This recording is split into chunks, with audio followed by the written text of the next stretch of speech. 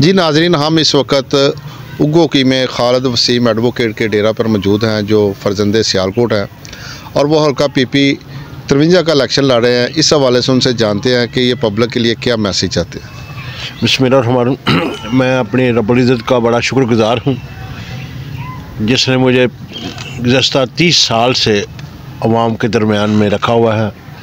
अवाम की खिदमत समाजी लिहाज से भी, मजहबी लिहाज से भी, सियासी लिहाज से भी सर अंजाम दे रहा हूँ।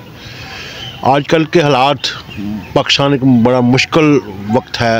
अवाम की मंगों के ख़िलाफ़ बेशुमार चीज़ें हो रही हैं, तो मैंने अपने आप को एज़ ए अदना सा कारकर होने के नाते पीछे अपने आप को पेश किया है।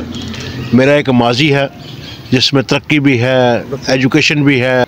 मैं बतौर उम्मीदवार PP 53 से कागज़ात नामज़दगी कल जमा करवाए हैं।